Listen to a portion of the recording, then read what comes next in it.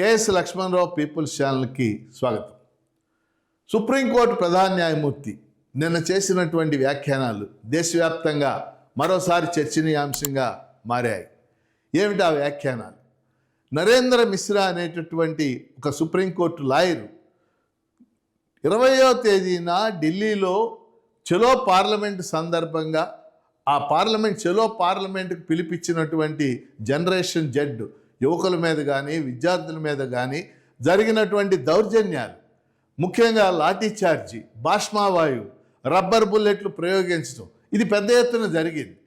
అనేక వందల మంది గాయపడ్డారు, అనేక మంది ఇప్పటికీ హాస్పిటల్లో ఉన్నారు.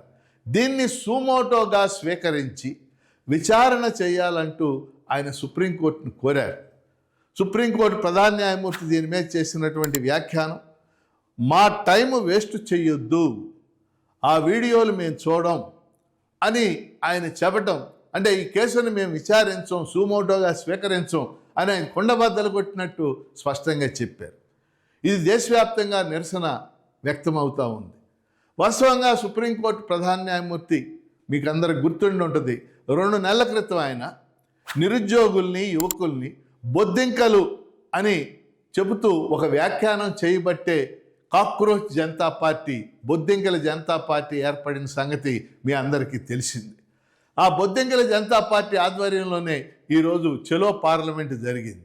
సోనం వాంగ్చుక్కు నిరాహార దీక్ష జరిగింది. అభిజిత్ దీప్కే ఆ నిరాహార దీక్షను కొనసాగించాడు.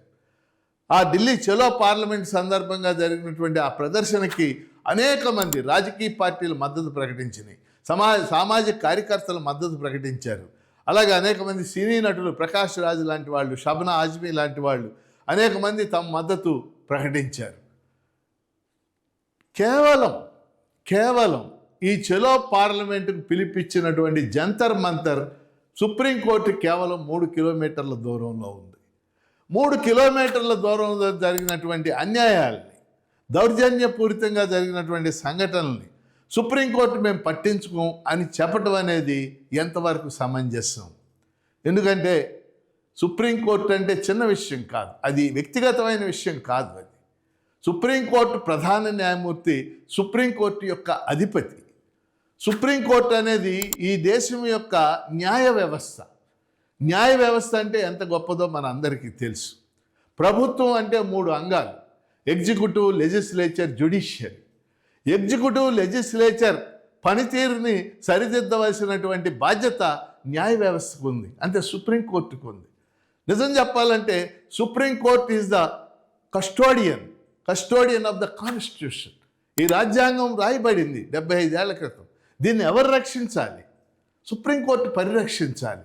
రాజ్యాంగం యొక్క లక్ష్యాలని, విలువల్ని, ఆదర్శాలని సుప్రీంకోర్టు పరిరక్షించాలి. సుప్రీంకోర్టుకున్న గొప్పదనం అది. అనేక మంది ప్రధాన న్యాయమూర్తులుగా పనిచేశారు, గొప్పవాళ్ళు మనందరికీ తెలుసు. Justice PN Bhagwati, justice YV Chandrachud, ఇటువంటి వాళ్ళందరూ అనేక మంది. జస్టిస్ కనియా అంటే సుప్రీంకోర్టు మొట్టమొదటి ప్రధాన న్యాయమూర్తి, జస్టిస్ సిక్రీ, ఇటువంటి వాళ్ళందరూ, అలాగే జస్టిస్, ఇలా అనేక మంది ప్రధాన న్యాయమూర్తులుగా పనిచేశారు. కొన్ని విలువలు నెలకొల్పారు. ఆ విధంగా కొనసాగాలి సుప్రీంకోర్టు. ప్రజల హక్కులు కాపాడాలి, ప్రజలకు ఉన్నటువంటి విలువల్ని కాపాడాలి, రాజ్యాంగం యొక్క లక్ష్యాలను కాపాడాలి.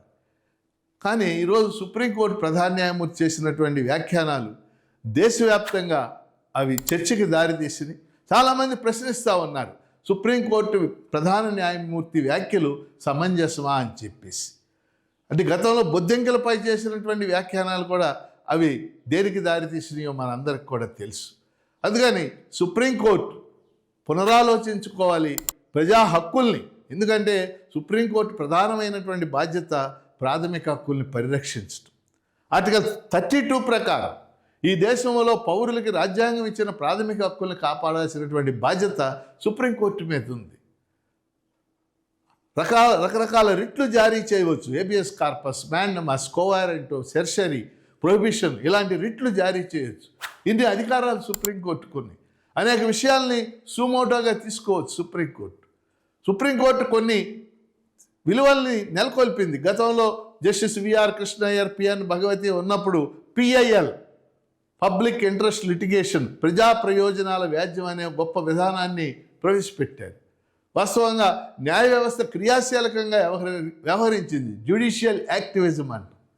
ఈరోజు అవన్నీ పక్కకు పోయి 3 కిలోమీటర్ల దూరంలో దౌర్జన్యాలు జరిగితే మేము వాటిని పట్టించుకోం అని వ్యాఖ్యానాలు చేయటం అది సరైనది కాదని చెప్పేసి అనేక మంది సాధారణ ప్రజలు, సాధారణ మేధావులు అందరూ కూడా వ్యాఖ్యానిస్తూ ఉన్నారు. సుప్రీంకోర్టు అది పనితీరుని పరిశీలించుకోవాల్సినటువంటి అవసరం ఉందని చెప్పేసి భావిస్తూ ఖచ్చితంగా సుప్రీంకోర్టు మరింత ప్రజల పట్ల, ప్రజల హక్కుల పట్ల మరింత యాక్టివ్గా వ్యవహరించాలని చెప్పేసి కోరుకుంటూ, KS Lakshmanarao people's channel subscribe చేయండి, దీన్ని ప్రోత్సహించండి.